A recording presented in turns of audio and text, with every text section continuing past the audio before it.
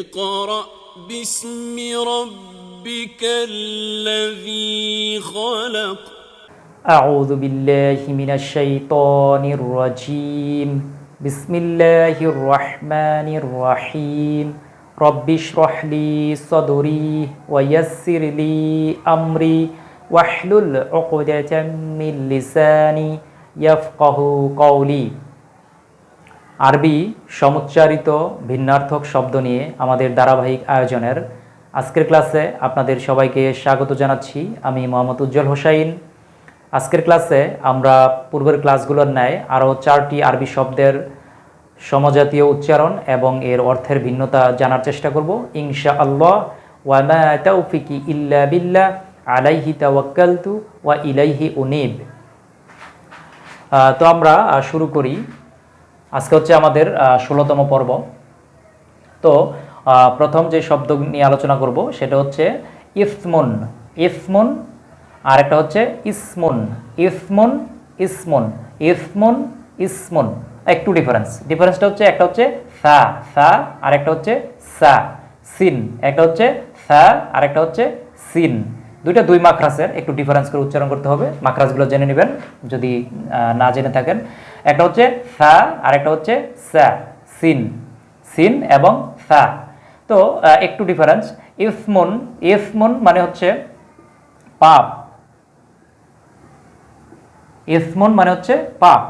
আর ইসমুন মানে হচ্ছে কোনো কিছুর নাম, নাম যেটা আমরা সংক্ষেপে ইসেম বলি, ইসেম হিসেবে পরিচিত। যেহেতু একটা গ্রামাটিক্যাল টার্ম, যেহেতু অ্যারাবিক যে কোনো শব্দ তিনটা মানে যেটা পার্টস অফ স্পিচ আমরা বলি ইংরেজিতে, বাংলায় যেটা পদ বলা হয় সেটা আরবিতে এই পদ বা পার্টস অফ স্পিচ সেটা হচ্ছে 3 প্রকারের থাকে। যে কোনো ওয়ার্ড হয় সেটা হবে ইসেম, অর্থাৎ যেটা নাউন প্রোনাউন অ্যাডজেক্টিভ অ্যাডভার্ব, অথবা সেটা ভার্ব, ভার্ব যেটা আরবিতে ফেল, অথবা হরফ যেটা প্রিপোজিশন কনজাংশন ইন্টারজেকশন। তো ইসেম হচ্ছে একটা গ্রামাটিক্যাল টার্ম।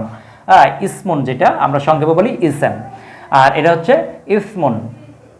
তো ইসমুন মানে হচ্ছে নাম আর ইসমুন মানে হচ্ছে পাপ। তো যেটা ইসমুন পাপ, এটা কোরআন মাজিদে 35 বার ব্যবহার করা হয়েছে। আর ইসমুন যেটা ইসেম নাম, এটা কোরআন মাজিদে 39 বার ব্যবহার করা হয়েছে। তো এটা আমরা জানলাম, একটু ডিফারেন্স, একটা দুইটা হরফের ডিফারেন্স শুধু। তারপরে যেটা আমরা জানবো সেটা হচ্ছে রাজুলুন। রাজুলুন আর একটা হচ্ছে রিজলুন। রাজুলুন রিজলুন রাজুলুন রিজলুন। তো একটু ডিফারেন্স, একটা হচ্ছে জবর দিয়ে আর একটা জের দিয়ে, অর্থাৎ একটা ফাতহা একটা কাসরা, একটাতে সুকুন আছে আর একটা হরকত আছে পেশ যেটা দম্মা। তাহলে রাজুলুন, রাজুলুন মানে হচ্ছে মানুষ, মানুষ। আর এটা হচ্ছে রিজলুন। রিজলুন অর্থ হচ্ছে পা, পা বা পায়ের পাতা যেটা আমরা বলি, পা বুঝাবে।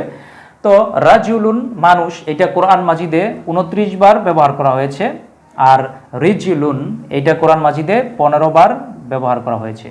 তো এই শব্দগুলো আপনারা কোরআন মাজিদ যারা রেগুলার পড়েন তারা কোরআন মাজিদে এই শব্দগুলো পাবেন। তারপর আমাদের ভিডিও ডেসক্রিপশনগুলো দেখবেন, ওই জায়গায় আমি দেওয়ার চেষ্টা করব যে কোরআন মাজিদে কোন সূরায় আছে, দুই একটা এক্সাম্পল আমি দিয়ে রাখবো ডেসক্রিপশনে, সেখান থেকে আপনারা দেখবেন। তো আমরা জানলাম 4টি শব্দ, ইসমুন ইসমুন, একটু ডিফারেন্স, রাজুলুন রিজলুন। এগুলো আপনারা উচ্চারণ করার সময় বা শেখার সময় এই শব্দগুলো হরফগুলো একটু খেয়াল করে তারপরে উচ্চারণ করবেন, তাহলে আর অর্থ পরিবর্তন হবে না, চেঞ্জ হবে না।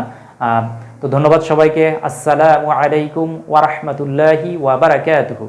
اقرأ باسم ربك الذي خلق